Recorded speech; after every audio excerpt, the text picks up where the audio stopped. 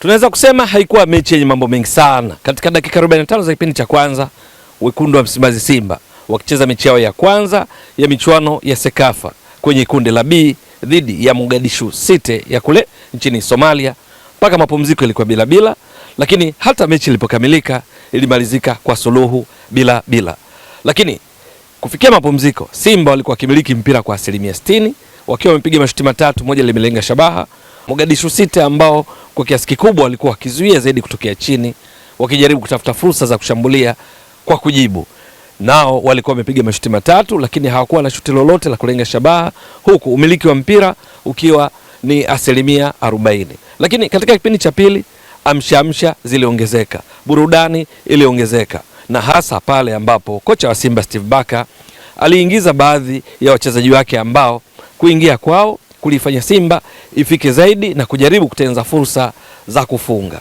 Ilikuwa ni katika dakika 67.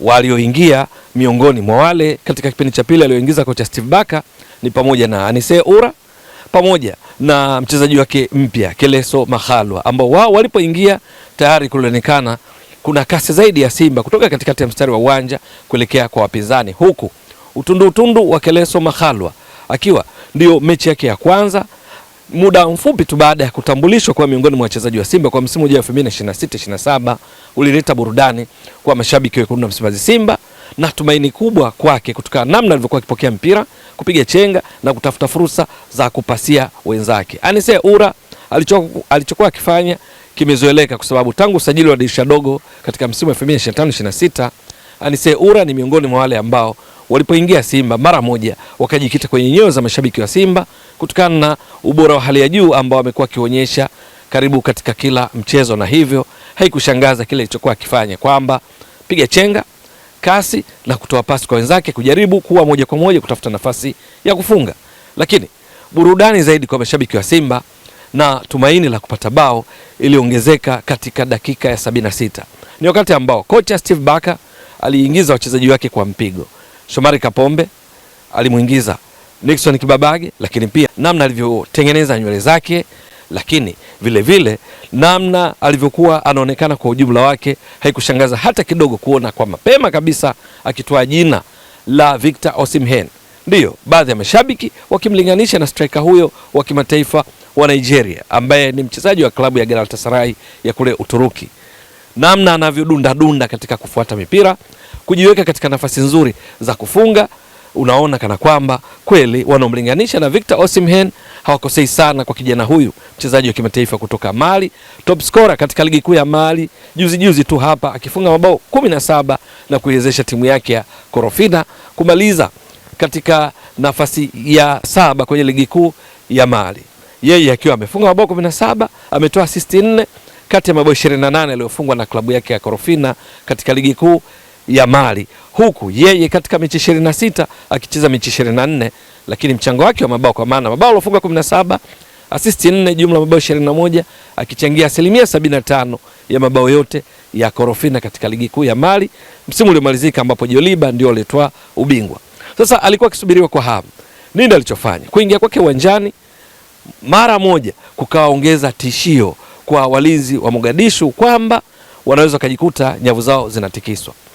Kufikia dakika 88 alikuwa tayari ameshagusa mipira mara 8, ikiwamo katika dakika hiyo, katika dakika ya 84 wakati alipofanywa follow na wachezaji wawili wa Mogadishu City ambao kila mara alipopata mipira walikuwa wanaonyesha hofu kwamba huyu anaweza akawadhuru. Ikumbuke hapo kabla alikuwa akicheza katika nafasi ya mshambuliaji kinara, alikuwa ni false 9, mshambuliaji bandia wa uongo Ino Jospin Loemba, lakini sasa akawa ameingia mshambuliaji mwenyewe wa nafasi yake Ibrahim Dumbia. Lakini kwenye dakika 90+ Ibrahim Dumbia akaonyesha matumaini mengine kwamba juu ya wapi pa kusimama, kupokea mipira kwa usahihi na kufanya majaribio ya kufunga. Katika tukio hilo dakika ya 90+ Mwamba alikosa nafasi ya kufunga. Alisimama pazuri Mwamba Lusaka Clatous Chota Chama akamfikishia mpira mzuri, lakini katika jitihada zake za kutaka kuweka mpira wavuni, mpira uliishia kugonga nguzo na matokeo yake kuikosesha Simba fursa ya kupata pointi 3 muhimu katika kundi lao la B. Lakini kukosa kwake kule nafasi kumeibua mjadala. Baadhi ya wapinzani wa Simba wangali wakimtilia shaka juu ya kwa nini amekosa nafasi ya wazi, tena wengine wakisema Dumbia ni Dumbia, kwa maana kwamba wakirejea kile ambacho wananchi Yanga msimu uliomalizika waliwahi kuwa na mchezaji Mohamed Dumbia. Mambo yake yakwenda vizuri, ingawa aliingia kwa kishindo katika ligi kuu akisifiwa sana akiitwa AI. Sasa Dumbia huyu Ibrahim alionyesha ubora wa hali ya juu katika kujua wapi pa kusimama, tena kwa kuzingatia kwamba bado hajafanya mazoezi ya kutosha na wenzake katika mechi hii ambayo ni kama pre-seasons, maandalizi ya msimu mpya, ambapo timu nzima ya Simba kwa ujumla, ingawa ilikuwa kimiliki mpira zaidi, kuna kitu unaona kimepungua kwa sababu bado hawajafanya mazoezi vya kutosha ili kupata muunganiko sahihi, kwa kuzingatia kwamba kuna wachezaji wapya kikosini, wakiwamo hao akina Keleso Makhalwa, akina Ibrahim Dumbia. Sasa kukosa kwake nafasi kukahusisha tena tukio lingine ambalo aliwafanya mabeki wa Mogadishu City waingiwe hofu kwamba pengine angeweza kufunga katika tukio ambalo hata hivyo nalo mpira haukwenda wavuni.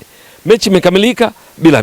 Kwa Mogadishu City ni furaha aina yake kupata suluhu dhidi ya Simba, kwa sababu matarajio kwenye makaratasi kwa vyovyote vile wangeweza kupokea kipigo. Hata mchambuzi wa mchezo huu, striker wa zamani wa Wekundu wa Msimbazi Simba, Gor Mahia ya Kenya, lakini pia Namungo ya kule Ruangwa mkoani Lindi, nazungumzia Medi Kagere, alikuwa ametabiri kwamba piga au garagaza Simba watapata ushindi mnono, lakini mechi ambayo ilisha bila, na hivyo Mogadishu City wanaoshiriki katika ligi kuu ya Mali walijawa na furaha tele kwa kuona wamepata point kutoka kwa Simba. Lakini kwa Simba bila shaka kocha Steve Barker ana vitu vya kuangalia zaidi katika mechi ambayo kwao Simba ni pre-seasons, ni kama maandalizi ya msimu mpya ambao malengo yao ni makubwa: ligi kuu Tanzania bara, kutoa taji la kombe la shirikisho la benki CRDB, kufika mbali katika michuano ya ligi ya mabingwa barani Afrika CAF. Ujenzi wa kikosi cha kuyafanya yote hayo ni pamoja na kile ambacho kinaanza kufanyika sasa. Ni mechi ambayo hata hivyo imemuonyesha Ibrahim Dumbia kwamba ni mshambuliaji wa kuwapa matumaini makubwa Wekundu wa Msimbazi Simba, kuwa anaweza akawafungia mabao mengi kwa sababu anajua pa kusimama, na tayari kwa mapema kabisa ameonekana kuwa na mahusiano mazuri, muunganiko na wenzake, ingawa hawajatrain vya kutosha. Yeye ametambulishwa jana tu kwa Wekundu wa Msimbazi Simba baada ya kutoa nchini, akitokea nchini kwao Mali alikofanya vizuri na kuwa mfungaji bora katika ligi kuu ya Mali. Victor Osimhen ndio akitaka jina hilo linasibu vizuri kwake, basi kile alichokifanya Mali katika kuweka mipira wavuni anapaswa kukifanyia kazi katika mechi za Simba. Ameanza vizuri juu ya mikimbio na pa kusimama, lakini kinachosubiriwa kwa hamu ni kwa kuweka mipira wavuni, kwa sababu Simba hawajamleta nchini kwa ajili ya mikimbio bali kufunga mabao. Ni mapema mno kuanza kuhukumu, lakini kwa namna alivyoonekana, namna anavyokimbia nyuma ya mabeki, kupokea mipira, kunusa nafasi, amefanya vizuri sana katika mechi ambayo hata hivyo hakufunga baada ya kuingia dakika 76 kama ilivyo kwa wenzake natoka kuwataja. Mechi ikaisha bila. Kwa wachezaji wengine akiwamo Keleso Makhalwa alionyesha kiwango kizuri, maana na yeye ametambulishwa leo hii tu kwamba ni sehemu ya wachezaji wa Simba kwa msimu ujao 2026 2027. Lakini wengineo akina Morris Abraham, Anise Ura, Mwamba Lusaka, Cletus Chota Chama, golikipa Abel Hussein, lakini mabeki Shomari Kapombe, Nixon Kibabage, Jospin Loemba, wote walionekana bado wako vizuri. Lakini kama timu, kocha Steve Barker bila shaka benchi lake la ufundi wana kitu cha kufanya kuendelea kuiandaa Simba ya kuwafikisha kule wanakokutaka, na inafahamika kwa sababu bado timu ndio kwanza zinaanza kujipanga, zinaanza kujifua kwa ajili ya msimu ujao, kubadilika kutoka kuwa na wachezaji wazuri kuwa na timu. Mtazamaji wa Mbwaduke Stats Sport Next Level, endelea kuunga mkono channel hii kwa kuhakikisha kama una subscribe, una share, una like na kucomment. Mwasilishaji wako ni mimi Ramadhani Mbwaduke almaarufu kama Mzee wa Data. Shukran jazilan. Bye bye.